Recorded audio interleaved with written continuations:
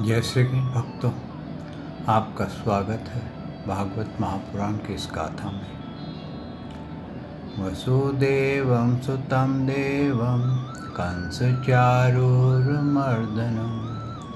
देवकी परमानंदं श्रीकृष्ण वंदे जगद्गुरु। श्री कृष्ण शरणं गोपाल शरणं श्री कृष्ण शरणं गोपाल शरणं मेरे बांके बिहारी नंदलाल शरणं मेरे बांके बिहारी नंदलाल शरणं श्री कृष्ण शरणं गोपाल शरणं श्री कृष्ण शरणं गोपाल शरणं मेरे बांके बिहारी नंदलाल शरणं मेरे बांके बिहारी नंदलाल शरणं श्री कृष्ण शरणं गोपाल शरणं श्री कृष्ण शरणं गोपाल शरणं मेरे बांके बिहारी नंदलाल शरणं मेरे बांके बिहारी नंदलाल शरणं। बोल भगवान श्री कृष्ण की जय। श्री नंद के लाला की जय। श्री देवकी नंदन श्री कृष्ण की जय। श्री द्वारकाधीश भगवान श्री कृष्ण की जय। बोल देवादिदेव पूर्ण ब्रह्म भगवान श्री कृष्ण की सदा ही जय। जय श्री कृष्ण भक्तों, आपका स्वागत है भागवत महापुराण की इस गाथा में। हम श्रवण कर रहे हैं कि प्रहलाद जी का संवाद जो हुआ था दत्तात्रेय प्रभु जी से, उसका हम श्रवण कर रहे थे। दत्तात्रेय प्रभु जी ने प्रहलाद जी को बहुत उच्च कोटि का ब्रह्म ज्ञान दिया था, क्योंकि दत्तात्रेय प्रभु स्वयं ही भगवान के अंश हैं और वो भगवान के अंश से ही उत्पन्न हुए हैं। तो उन्होंने ज्ञान दिया कि ये मानव देह जो है प्रहलाद, ये बड़ी कठिनता से मिलती है, इसमें कोई शक नहीं है। इस मानव देह में सुख और दुख दो किनारे हैं, कभी सुख मिलता है कभी दुख मिलता है, और ऐसा कभी नहीं हुआ कि सदा सुख ही मिले, क्योंकि शारीरिक सांसारिक मानसिक ये तीन प्रकार के ताप हैं। अगर आपको शारीरिक सुख है, हो सकता है आपको मानसिक दुख हो। अगर आपको सांसारिक सुख है, हो सकता है आपको शारीरिक दुख हो। यानी कि एक कहते हैं कोई ना कोई दुख अंदर इंसान के रहता है, और वो दुख होने का कारण ये है कि हमारी आशाएं, हमारी तृष्णाएं जो हमारे को दुख को प्रज्वलित करती हैं। जब हमारी इच्छाएं पूर्ण हो जाती हैं, हमें लगता है सुख हो गया, लेकिन कुछ समय बाद लगता है अच्छा अब ये पूर्ण हो गया, अब इसके आगे चलो। तो वो कहते हैं ना, जैसे गधे के आगे गाजर बांध देता था धोबी और गधे को अड़ियल गधे को चलाता था, इसी प्रकार से सुख की गाजर हमारे आगे लटकती है और हम उसको पाने के लिए भागते जाते हैं और ये भूल जाते हैं कि ये गाजर हम पकड़ नहीं पाएंगे। अगर मुंह में लगेगी भी तो क्षणिक होएगा, और फिर हम भागते भागते इस मानव शरीर की यात्रा का अंत हो जाता है, और फिर एक नया योनि, एक नया गेम, फिर उसकी गेम की नई चाल सब करने पर ये ऐसा क्यों हो जाता है? क्योंकि उन्होंने बताया कि जो मानव है ये विषयों भोगों में इतना तल्लीन हो जाता है, इतना अट्रैक्टेड हो जाता है, इतना ज़्यादा उसमें घुस जाता है कि इसको कोई और विषयों के अतिरिक्त और कोई बात इसको अच्छी नहीं लगती है।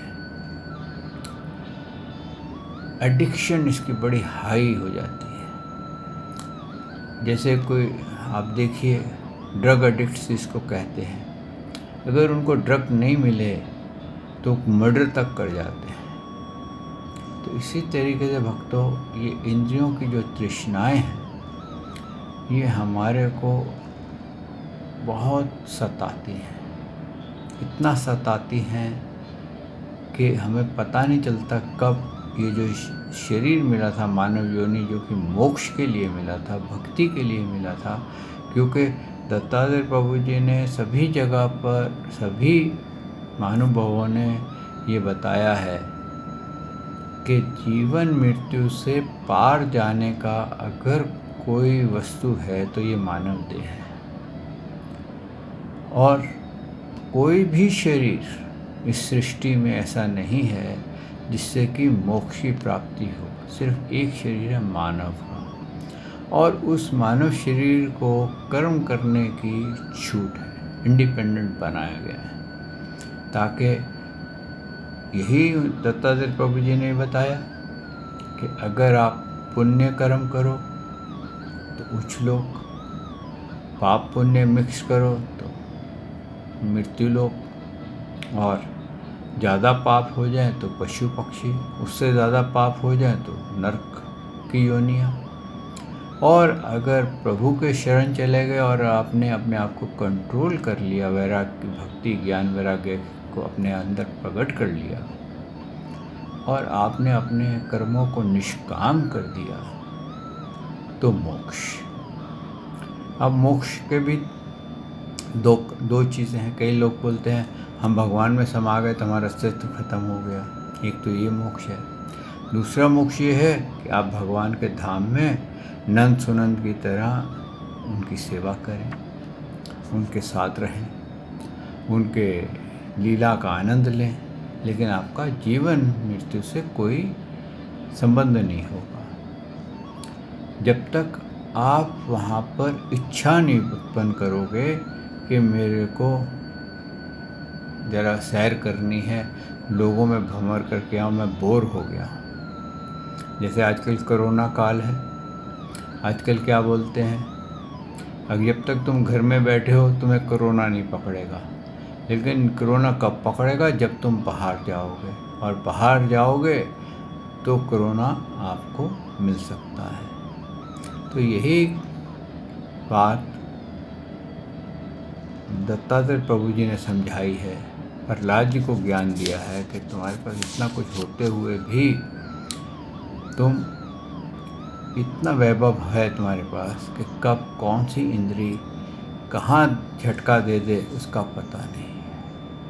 अब आपने जितनी भी कथाएं सुनी हैं नारद मुनि जी की स्टार्टिंग से लेकर के, कि जब वो कलयुग में आए तो क्या देखते हैं कि हर कोई अधर्म चल रहा है, लोभ हो रहा है, व्यापार हो रहा है, यानी कि जो ज्ञान है वो भी बिक रहा है, उसको भी जो प्रभु का ये जान मोक्ष मार्ग का भी बिक रहा है। अधर्म कैसे बढ़ रहा है, आपने अब तक देखिए कितनी कथाएं सुनी जिसके अंदर एंड लास्ट मिनट में भरत जी की कथा सुनी, लास्ट मिनट में मोक्ष से रह गए। चित्रगुप्त की कथा सुनी, लास्ट मिनट में अहंकार हो गया और श्राप ले लिया। ऐसे जितनी भी कथाएं आई हैं भक्तों, सब इसी प्रकार की आई हैं। आपने अजामिल की कथा सुनी, अच्छा भला धर्म कार्य में लगा हुआ था, लेकिन दृष्टि की तृष्णा ने उसे मार दिया और घोर नरकों में गिरने लगा। और आगे भी जो कथाएं आ रही हैं भक्तों, वो भी ऐसी ही आ रही हैं कि किसी न किसी कारण काम क्रोध लोभ मोह अहंकार के अधीन होकर के किसी न किसी कारण ये जीव फंसा है, ये जितनी भी गाथाएं हैं ये हमारे को ये बताती हैं कि हम फंसते बड़े आसानी से हैं। कहते हैं ना कि चूहेदानी का जो ट्रैप है चूहों का जो ट्रैप लगाया जाता है वो इस तरह से लगाया जाता है ताकि उसमें चूहा फंस जाए। अभी हम बिल्कुल उसी तरीके से हैं। ये इंद्रियों का जो ट्रैप है ना ये इतना भयंकर है कि ये हमारे को कभी निकलने नहीं देता। क्यों? कि कोई ना कोई इंद्री कहीं ना कहीं फंस जाती है और वो ऐसी फंसती है कि उसके साथ हम बह जाते हैं। जिसको बोलते हैं ना कि मैं ज़रा सा नीचे स्लिप करे थे एक फल उठाने के लिए कि चलो एक कदम नीचे डालते हैं, कोई बात नहीं, वहाँ से फल मिल जाएगा। लेकिन वो फल तो हाथ लगा नहीं, लेकिन स्लिप हो करके मई धार में बह गए। और बहते बहते कहाँ जाएंगे कोई ठोर नहीं है। कितने 84 पार करेंगे पता नहीं है। ये ज्ञान दोबारा हमें मिलेगा या नहीं मिलेगा ये भी इसकी भी गारंटी नहीं है। जो इस जीवन में आपको जो भक्ति ज्ञान मिला है, जो आप भागवत पढ़ रहे हैं, श्रवण कर रहे हैं, गीता पढ़ रहे हैं, श्रवण कर रहे हैं, ये ज़रूरी नहीं है आपको अगली योनि में भी आप इसका ही श्रवण करें। मान लीजिए किसी अन्य धर्म में आपकी उत्पत्ति हो जाती है, ये बात सही है, उसमें उत्पत्ति होने के बाद आपका झुकाव इस तरफ रहेगा, लेकिन उस समय क्या हालात होंगे, कैसा रहेगा। तो इसीलिए उन्होंने कहा कि जब ये जीवन मिलता है तो इसी जीवन में अपना कार्य कर लेना चाहिए। इस ब्रह्म ज्ञान को देते हुए फिर उन्होंने गृहस्थियों के लिए मोक्ष धर्म का वर्णन किया है कि गृहस्थी जो है वो सब कुछ करते हुए प्राणायाम करे, ध्यान योग करे और भगवान के गुरुओं के आज्ञा का पालन करे, जैसा वो बताएं वैसा करे और ब्रह्मचारी व्रत में रहे। गृहस्थ में आने लगे तो वैसा करे, लेकिन तपस्वी के उसमें आए तो इंद्रियों से युक्त उनके पीछे मत भागे, क्योंकि गृहस्थ आश्रम में बहुत सारे गलत कार्य भी हो जाते हैं। और इस प्रकार से जिसको भी गुरु बनाए उस गुरु को पहले देख ले, सोच समझ ले कि गुरु किस स्टेटस का है। ऐसा तो नहीं है ये वचन तो बहुत अच्छे बोलता है लेकिन खुद इंद्रियों के अधीन है। हमको तो बोलता है नशा नहीं करना, हमको तो बोलता है ऐसा नहीं करना, वैसा नहीं करना, ये नियम पालन करो। तो इसने अपनी लाइफ में क्या कर रखा है उसका भी थोड़ा ध्यान कर ले। कहते हैं ना उसकी भी ज़रा बैकग्राउंड रिसर्च कर ले। ब्लाइंड गुरु मत करिए। जिस आप अध्ययन करते हैं जिस किसी भी ग्रंथ का, उस ग्रंथ के बारे में भी विचार कर लें कि ये कितना सच्चा है, इसमें कितनी सत्य कही गई है। और अगर वो प्रमाणित ग्रंथ है जैसे कि भागवत, महापुराण, गीता प्रेस का प्रमाणित ग्रंथों में आता है तब तो ठीक है। लेकिन अगर टीकाकार का है तो ज़रा सोच समझ करके उसके अंदर जो लिखा हुआ है उसको कहते हैं ना ज़रा फूक फूक करके कदम रखिएगा, क्योंकि कुछ पता नहीं नीचे कहाँ कितनी बड़ी दलदल आपको लिए इंतज़ार कर रही है। और जब आप वो दलदल में गिरेंगे तो वहाँ से निकलना आपके लिए बहुत कठिन हो जाएगा। दूसरा, आप जिस धर्म को फॉलो करते हैं, जिस इष्ट को पूजा करते हैं, उस इष्ट के बारे में भी आपको पूर्ण ज्ञान होना चाहिए। ये इष्ट की पूजा करने से मैं कहाँ जाऊँगा, क्योंकि मेरा एक जन्म तो ये मानसिक है, ये मानव का है। इसके बाद दूसरा जो जन्म है वो कौन सा होगा, इस इष्ट की मैं पूजा करने से मेरे को क्या गति मिलेगी, आया ये किस गुण से संबंध रखता है। जिसकी मैं पूजा कर रहा हूँ क्या ये सात्विक गुण है राजसिक गुण है कि तामसिक गुण है। वो जिस गुण से वो आपका इष्ट है, यकीन मानिए भक्तों, आप उसी गुण के ही जो योनियाँ हैं उसी में आप जाएंगे। अगर आप सात्विक गुण के इष्ट को पूज रहे हैं तो आप स्वर्ग लोक जाएंगे और उच्च लोकों में जाएंगे। अगर आप राजसिक इष्ट को पूज रहे हैं तो आप मनुष्य में रहेंगे, और अगर आप तामसिक इष्ट को पूज रहे हैं तो आप भूत प्रेत और जानवरों की योनियों में जाएंगे। तो भक्तों, यहाँ पर आज 7वें स्कंद का विश्राम हो जाता है। आप आज से श्रीमद् भागवत महापुराण का 8वां स्कंद अथ प्रथमों अध्याय का आरंभ होता है। आइए भक्तों, इसको हम आरंभ करते हैं। सच्चिदानंद रूपाय विश्वोत्पत्ते आदि हेतवे तापत्रय विनाशाय श्री कृष्णाय वयं नमो नमः। श्री कृष्णाय वयं नमो नमः। श्री कृष्णाय वयं नमो नमः। श्री कृष्णाय वयं नमो नमः। बोल भगवान श्री कृष्ण महाराज की जय। इस अध्याय में भक्तों सुखदेव जी ने बताया कि 6 मनवंतर इससे पहले निकल चुके हैं और अब ये 7वां मनवंतर है, और ये 7वां मनवंतर है और हम जो हैं इसीलिए यहाँ पर हर कार्य 7 के होते हैं। मृत्यु के, जीवन के 7 दिन। पृथ्वी 7वें नंबर का ग्रह है, समुद्र 7 है,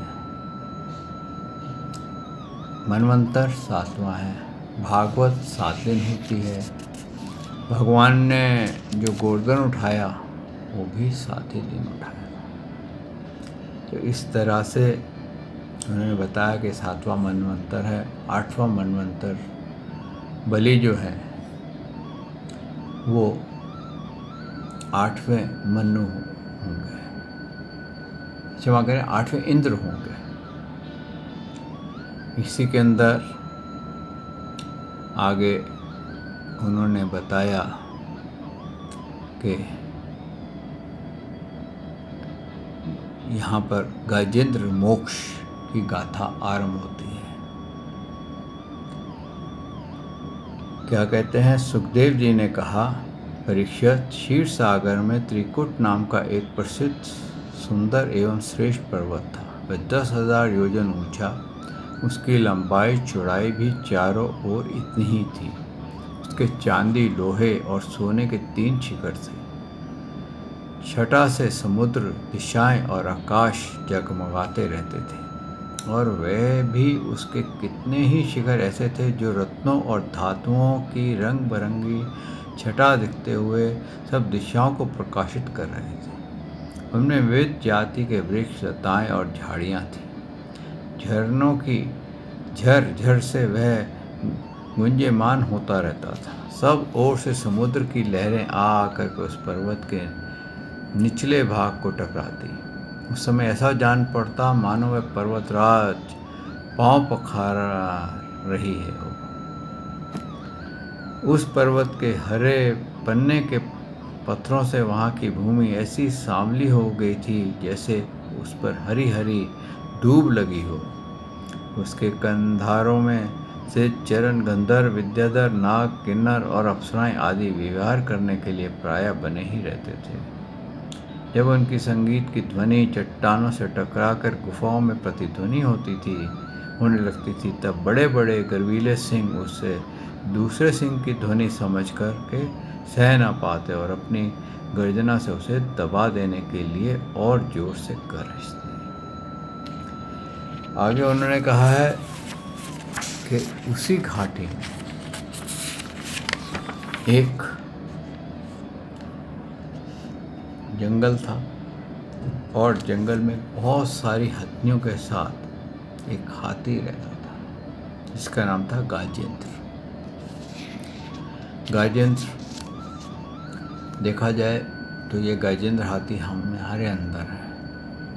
जब हमारे पास बहुत ऐश्वर्य आराम होता है, बहुत आनंद होता है, तो हम मस्त चलते हैं और अपने मद में चूर रहते हैं।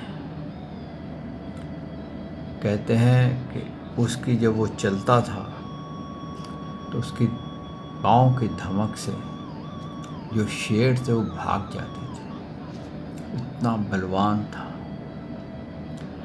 तो एक दिन क्या हुआ कि वो हाथी जो था मस्ती में आया और एक तालाब में चला गया और वहाँ जा के जल कीड़ा करने लग गया। जल कीड़ा करने लग गया तो उसके पाँव को एक ग्रहा ने पकड़ लिया।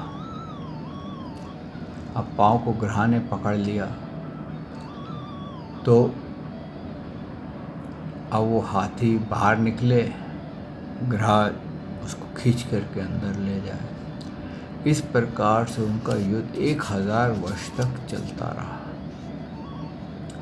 1000 वर्ष तक जब ये युद्ध चलता रहा तो क्या हुआ, अब आप इसको अपने पे ले लीजिए। जब तक आपके पास ऐश्वर्य और आराम था, आप इतने बड़े महल के संपत्ति के मालिक थे और आप उसमें रोब से घूमते थे, तो आपके साथ आपकी हथनियाँ, आपके बच्चे, दूर दूर के रिश्तेदार सब आपके चारों तरफ, पिताजी, माताजी, पिताजी, अंकल, आंटी और नाना, दादा, जो भी अनेकों प्रेम से आपके चारों तरफ घूमते थे। अब उन्होंने देखा कि ये तो पिताजी फंस गए हैं, अब ये नाना जी फंस गए हैं। हल्के हल्के क्या हुआ, पहले बच्चों ने साथ छोड़ा, वो निकल करके दूर चले गए। फिर उसके हथनियों ने साथ छोड़ा, उसके जो रिश्तेदार थे उन्होंने साथ छोड़ दिया। फिर जब ये युद्ध बाढ़ नहीं हो सका तो हार करके जो उसकी पत्नियां थी, हथनियां थी, वो भी उस तालाब से बाहर आ गई और वो अकेला रह गया। और यही दशा भक्तों हमारे सबकी होती है। जब हमारे पास धन और ऐश्वर्य होता है तो सब हमारे संग होते हैं, और जब हमारा धन ऐश्वर्य समाप्त हो जाता है तो यकीन मानिए कई बार हम बिल्कुल अकेले रहते हैं। मैंने तो ऐसा अनुभव ओल्ड होम में किया है। मैं एक ओल्ड होम में भागवत कथा गा रहा था। वहाँ पर एक बहुत ही रईस आदमी था जो अपने आप को इंडस्ट्रियलिस्ट बताता था। किसी कारण से उसकी इंडस्ट्री फेल हो गई या क्या हो गया, बच्चों ने टेक ओवर कर लिया और उसके बच्चों के पास बड़ी बड़ी गाड़ियाँ, मर्सिडीज़ गाड़ियाँ हैं और बड़े स्थानों पर रहते हैं, लेकिन पिताजी को उन्होंने ओल्ड होम में रखा हुआ है और पिताजी का 1500 रुपया महीना उस ओल्ड होम का खर्चा है, वो नहीं दे पाते।